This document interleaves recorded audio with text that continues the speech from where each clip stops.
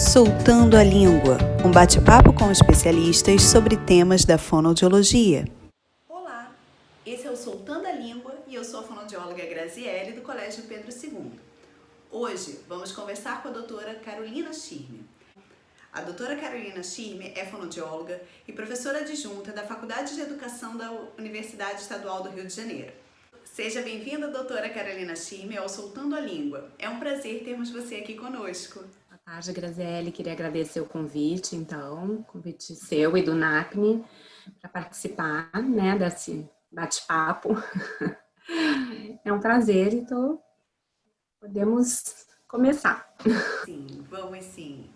A primeira pergunta que eu gostaria de fazer para você hoje é como o fonoaudiólogo pode auxiliar na inclusão de crianças com déficit de linguagem? Pensar nessa questão do fonoaudiólogo escolar, que é diferente do fonoaudiólogo clínico, né? Mas a primeira coisa que a gente precisa é compreender quem é esse aluno, né? Conhecer esse aluno, compreender qual é a extensão desse déficit, né? Entender se ele é um déficit de linguagem expressiva, se é um déficit de linguagem compreensiva, se é um déficit onde vai haver um comprometimento em todos os níveis. Né? Então, a gente precisa ir clarificando um pouco e conhecendo esse aluno, né? Porque a gente, dentro desse, quando a gente fala do aluno com déficit de linguagem, a gente tem um aluno desde uma dificuldade leve, que pode ser uma dificuldade, uma questão só de uma troca na fala, ou alguma questão mais na aquisição mesmo, da fala especificamente, até pensar assim, nos alunos que tenham necessidades mais complexas de comunicação, por exemplo, onde a gente vai ter ausência da oralidade, ausência da fala articulada, né? Entendendo que dentro desse grupo, que é bastante amplo, a gente pode ter sempre, mesmo na ausência da fala, a gente pode ter aquele aluno que tem ausência da fala, mas que tem uma boa compreensão, né, que tem um bom desenvolvimento de linguagem compreensivo e expressivo também, porque dentro, né, das possibilidades, daí a gente vai poder, daqui a pouco a gente vai falar um pouco mais da comunicação alternativa, esse aluno ele pode ter um bom desenvolvimento de linguagem, não é a ausência da fala que vai determinar isso, né?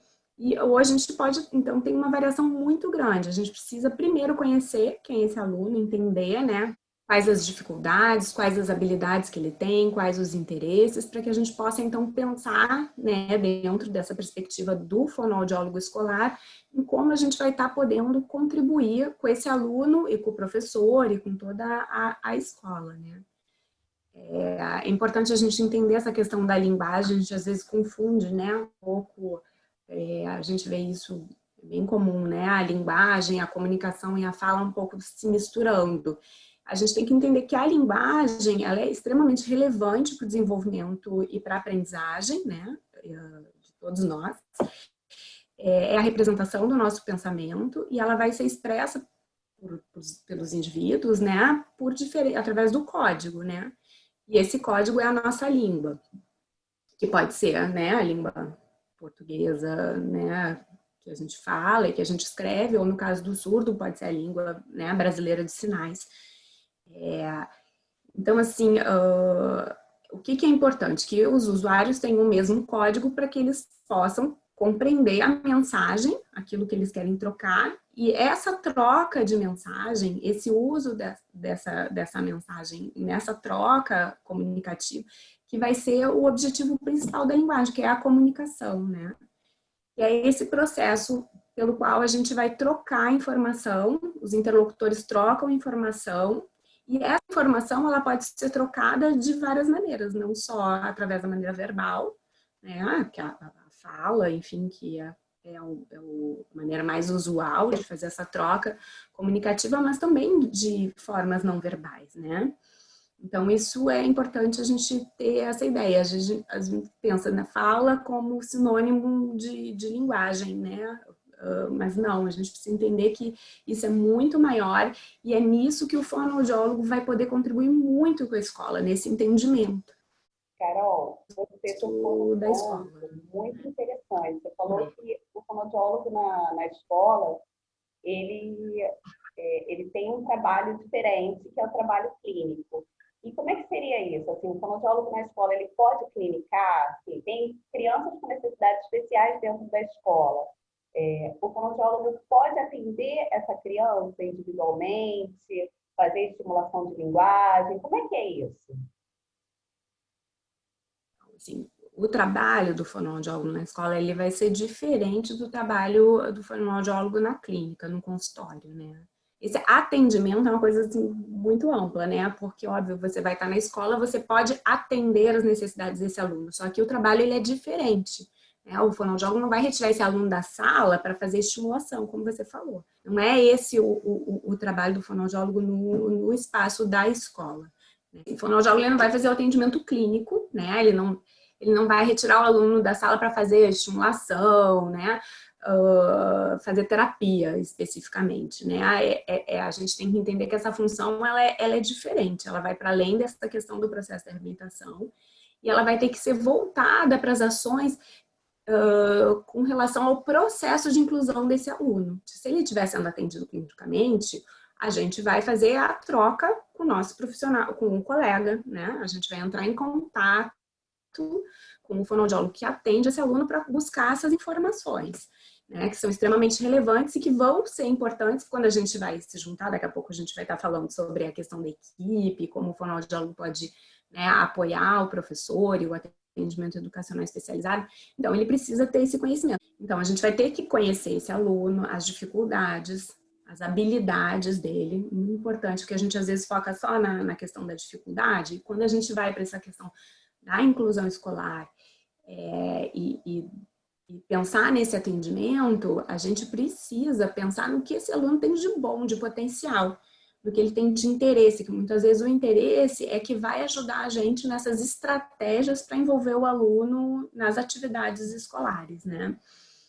Então, a gente vai ter que, junto com a equipe escolar, identificar quais são as necessidades funcionais desse aluno na sala de aula, né? Ou nas outras atividades que ele está incluído na escola, né?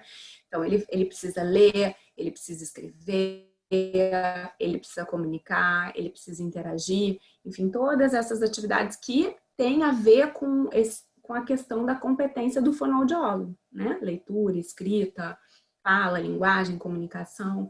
Então, é isso que a gente tem que conseguir identificar, porque a gente vai ter que ajudar esse aluno, ajudar esse professor, ajudar a equipe, né, a fazer com que esse aluno sinta-se capaz, né, de produzir, de aprender dentro daquele espaço. Né? E isso, muitas vezes, quando a gente está pensando do aluno com deficiência, do aluno com transtorno do espectro autista, que às vezes não tem um comprometimento, um déficit, né, maior, não necessariamente, mas podem ter um déficit de linguagem maior, a gente pode lançar a mão, muitas vezes, de recursos, estratégias da tecnologia assistiva, né, que é uma área, enfim, de conhecimento que vai tratar justamente da utilização de tecnologia para oferecer a essas pessoas com deficiência ou com uma mobilidade reduzida autonomia e independência nas suas atividades.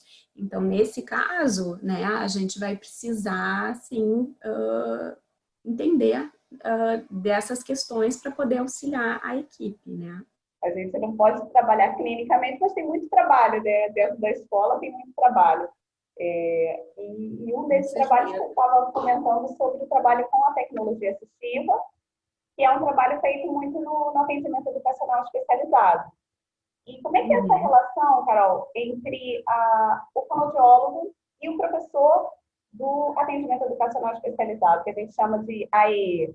Como é que seria essa relação entre esses dois profissionais? Tem que ser... Quando a gente tem esse profissional fonoaudiólogo, né, dentro do espaço escolar, isso é um luxo quase, né, quando a gente pensa na realidade brasileira, não é toda escola, é muito menos uma escola pública, que tem esse profissional na sua equipe. Mas se tem, nossa, fantástico, o ideal seria que todo mundo tivesse, né. Então, assim, é um trabalho muito de parceria, né, e de colaboração. Porque cada um vai poder contribuir com o seu olhar, com a sua especialidade. O professor especializado, o professor do atendimento educacional especializado, que, né, vai atuar muitas vezes na sala de recurso multifuncional, ele é um professor que vai ter muito conhecimento, um conhecimento necessário para a implementação de recursos de tecnologia assistiva, né? Mas o profissional fonoaudiólogo, ele também tem informações que são importantíssimas e que vão auxiliar muito no trabalho do professor especializado e no trabalho do professor de sala comum, né? Então, as pesquisas têm mostrado, né, que é muito mais efetivo esse trabalho, se tem muito mais sucesso nas ações que são implementadas, o professor tem esse apoio da equipe interdisciplinar, né, trazendo essas informações que muitas vezes não são da área dele. Então, isso você acelera o processo, né? Você vai ser mais assertivo nas ações que você tem quando você tem uma riqueza maior de informações a respeito desse aluno, né? Então, a gente pode colaborar muito nesse sentido, né? Dando consultoria, né? Ou a gente pode prestar assessoria, fazer formação dessas equipes também, né? Não só do professor, mas fazer formação do professor de AE, né, especificamente, mas também dos professores de sala comum, né, dos funcionários da escola, dos próprios colegas, né? Então, a gente sempre busca muito isso. Mas então, se a gente pensa nisso, chegou na escola um aluno que já usa a comunicação alternativa, digamos assim, o que é difícil, né? Muitas vezes esse aluno, ele chega e ele ainda não tem comunicação. Aí quem vai ter que começar esse trabalhinho é o professor da sala de AE, é muitas vezes o fonoaudiólogo que vai estar atuando na equipe, que vai trabalhar em conjunto, até que esse aluno possa ser encaminhado para um atendimento clínico, né? Que também eles precisam também desse suporte. Mas enfim, a gente vai trabalhando com aquilo que tem. Então, ele vai entrar na sala de aula, né? Usando um sistema de comunicação alternativa que ninguém viu. O professor de sala comum nunca viu, os colegas nunca viram. Então, como ele vai se comunicar, né? Como ele vai fazer o uso desse sistema? Então, é muito importante que se trabalhe com a turma toda. Isso. Então, oficinas de introdução da questão da comunicação alternativa com o grupo todo. Isso é uma experiência muito rica, porque aonde que a gente aprender diferentes formas de comunicação é uma coisa super interessante. Geralmente, os alunos ficam muito interessados em conhecer esses sistemas, né, que podem ser, enfim, a gente vai falar daqui a pouco como eles são, né, de alta ou baixa tecnologia. Uma pergunta muito importante que Eu vi mexe, fica em torno da questão da comunicação alternativa. Normalmente as famílias e até alguns profissionais da nossa área, né, fonoaudiólogos, eles acreditam que a comunicação alternativa ela vem a suprir a necessidade de fala, né, a necessidade de comunicação, e que quando você lança a mão desse artifício, você acaba inibindo o desenvolvimento da fala, né, o desenvolvimento da linguagem oral, da comunicação oral. Isso é um mito ou é verdade? Fala aí um pouquinho pra gente. É mito, é totalmente mito. As pesquisas mostram justamente o contrário, né? Várias pesquisas na área já comprovam isso, é mito, né? A gente tem uma ideia errada. Eu acho que a gente vive numa sociedade culturalista ainda, né? Já fala assim, é uma coisa... O que as pesquisas mostram? Que o usuário de comunicação alternativa, quando ele tem condição de desenvolver a fala, ele vai desenvolver. Ele pode demorar mais tempo, mas ele pode vir a falar. Quando ele fala, se ele teve o trabalho de comunicação alternativa, se ele já usa um sistema,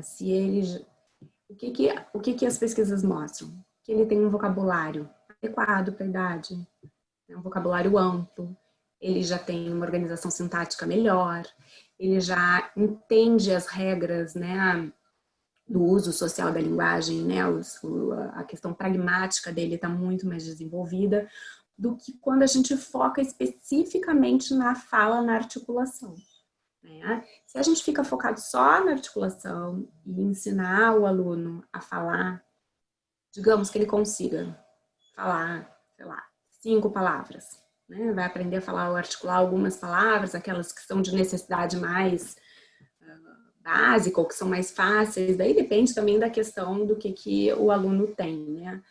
Mas quando ele tem a oportunidade, você pensa, né, que a linguagem ela é um sistema que envolve vários níveis e que tem a questão, obviamente, tem a fala, a vocalização, né?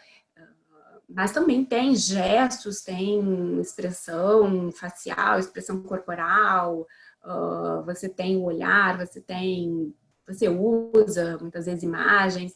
Então você faz o uso disso tudo. A comunicação alternativa é um sistema multimodal. Você vai valorizar tudo aquilo que o indivíduo tem de possibilidade para se comunicar. Você também não vai focar especificamente no recurso, não é isso, né? Então, é um mito, na verdade, que se tem. A importância é a maneira como você trabalha isso, né? O quanto você está focado em desenvolver a linguagem em todos os níveis, enquanto você está focado na questão da comunicação e das estratégias comunicativas e dos interlocutores. Então, tudo isso vai beneficiar muito o desenvolvimento desse aluno, né?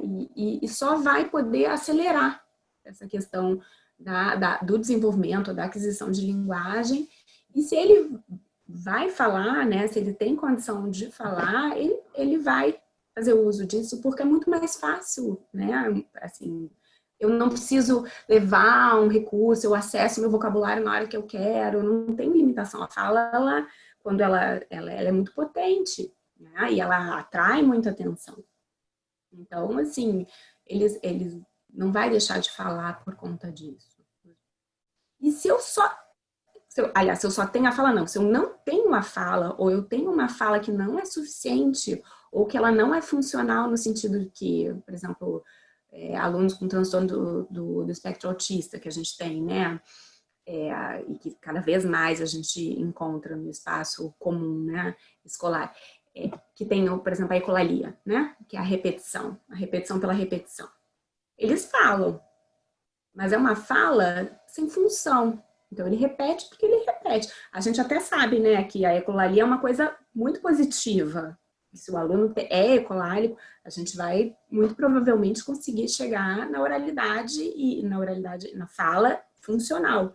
Só que a gente precisa ensinar ele o que ele faz com essa repetição. E nisso, a comunicação alternativa auxilia muito. Então, assim, o aluno precisa se comunicar no contexto. Eu não posso chegar para um professor e dizer assim, não, você não pode usar nenhuma estratégia não verbal, né? Ou que seja de comunicação alternativa, senão ele não vai aprender a fala, vai se acomodar, não vai aprender. Gente, ele está dentro de uma sala de aula, ele vai ter dúvida, ele vai ter necessidade de ir ao banheiro, ele vai querer se comunicar com algum colega, ele vai querer pedir o lanche do outro, né? Vai querer olhar o brinquedo, vai querer... Enfim, ele precisa poder interagir de alguma maneira e participar das atividades. Porque a comunicação alternativa é ampla, ela abrange gestos, ela abrange expressão facial, mas tem mais, né? Assim, a gente fica preso àquela questão das figurinhas, dos desenhos. Então, assim, como é que a gente pode... Quais são esses recursos, né, que a gente pode lançar a mão? Falar um pouco dessa questão dos sistemas de comunicação, né? Então, o sistema de comunicação alternativa, ele é um grupo integrado de componentes, tá? Que a gente vai utilizar para melhorar essa comunicação. E essa escolha desses componentes vai depender muito dessa questão da avaliação das necessidades desse usuário, né? Do conhecimento que a equipe vai ter do que existe no mercado, né? E daquilo que está disponível também dentro daquele contexto. Não adianta bem a gente... a alta tecnologia é maravilhosa? É maravilhosa. Só que, assim, às vezes a gente não está disponível para aquela pessoa. Então eu não posso usar. Então eu não tenho como usar porque eu não tenho software. Porque eu não tenho tablet, eu não tenho computador. Não é por aí. A gente tem que entender que é um sistema multimodal, que envolve os símbolos. Então, se vão ser gestos, se vão ser objetos, se vai ser escrita, se vai ser foto, se vai ser símbolo gráfico. Então, eu entendendo quem é esse aluno e aquilo que eu tenho disponível, eu posso fazer a escolha do tipo de símbolo ou misturar, né? Usar mais de um tipo de símbolo para o meu usuário. Aonde eu vou pôr esses símbolos? Onde eu vou colocar esses símbolos? No recurso. Porque, geralmente, o usuário ele não vai usar um único recurso tecnológico, ele usa vários. Ele vai usar dos gestos, das expressões, das vocalizações, e depois a gente vai associar isso a outros recursos. Então, a gente geralmente usa recursos de baixa tecnologia. Mesmo quando a gente usa alta tecnologia, às vezes a alta tecnologia falha, a gente muitas vezes usa da baixa tecnologia também. A gente, na verdade, vai ter vários recursos. A baixa tecnologia pode ser desde os objetos que eu tenho no ambiente, né? Por exemplo, o próprio material escolar, né? O próprio livro, a própria folhinha, né? Coisas que eu vou lançar a mão facilmente. E eu posso ter também esses símbolos, né? Essas fotografias, essas palavras também organizadas em cartões, se isso for mais adequado para o aluno. Eu posso ter organizados em pranchas, que é quando isso é fixo, né? Então, as pranchas e os cartões de comunicação alternativa são o que a gente mais conhece, geralmente com os símbolos pictográficos, né? Que é o mais característico que a gente tem. Mas não é só isso, eu posso usar isso, né? Então, isso a gente chama que são os recursos de baixa tecnologia, né? Geralmente são de mais fácil acesso, baixo custo, são coisas que eu posso produzir em qualquer lugar, com qualquer tipo de material de custeio. E a gente vai ter os recursos de alta tecnologia, que a gente tem desde, né, a gente vai ter dispositivos geradores de fala, que a gente chama, né, que a gente tem os comunicadores, que são recursos especificamente projetados para a comunicação alternativa, né, a gente pode ter desde recursos, né, que vai ser só a mensagem pré-gravada, onde a gente vai depois imprimir, vai inserir as imagens ou as palavras e vai gravar mensagens e ele vai usar. Isso geralmente, esses recursos de alta tecnologia, eles produzem a voz, né? Eles têm uma saída de voz. Então, isso dá uma potência pro sujeito diferente do que uma prancha de papel, onde ele vai estar apontando e não vai ter voz. A não ser que tenha alguém mediando isso, que é importante numa sala de aula, né?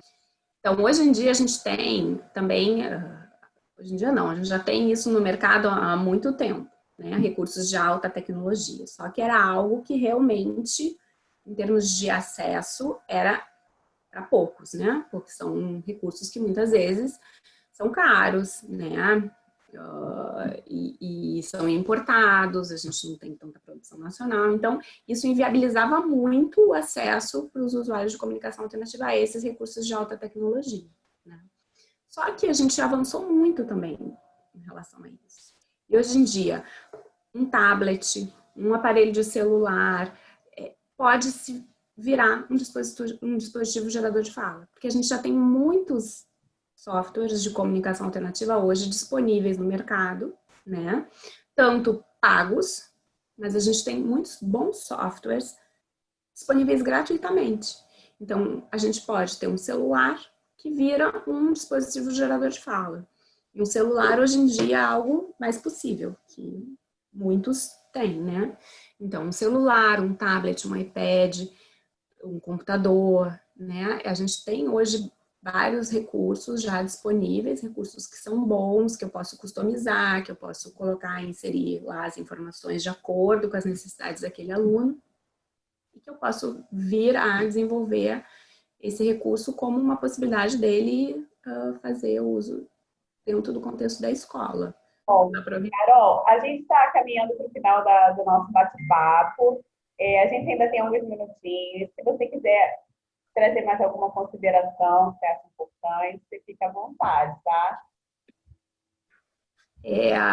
Não, eu acho que o importante é que a gente consiga ampliar esse trabalho, né? E que o fonoaudiólogo possa ter essa compreensão também, né? De que eu acho que essa conscientização da questão da comunicação alternativa é uma questão importante, porque isso dá muita possibilidade para o aluno dentro da escola, né? A possibilidade da maneira como que o professor vai poder adaptar o material, vai poder pensar nas estratégias, no vocabulário, em como inserir esse aluno. Isso tudo é um material extremamente rico para o aluno, para os colegas, para os professores, né? O próprio fonoaudiólogo, né? Porque a gente mesmo lança a mão disso quando a gente pensa no contexto clínico, né, de terapia, a gente usa muito isso. Por que não usar isso também, formalizar isso como um sistema de comunicação, compartilhar a importância do trabalho, né, colaborativo? Eu acho que isso é uma coisa essencial, né, da gente poder trabalhar em parceria, né, dentro da escola, formar essas equipes, né, que vão poder atender de uma forma melhor os alunos e as famílias.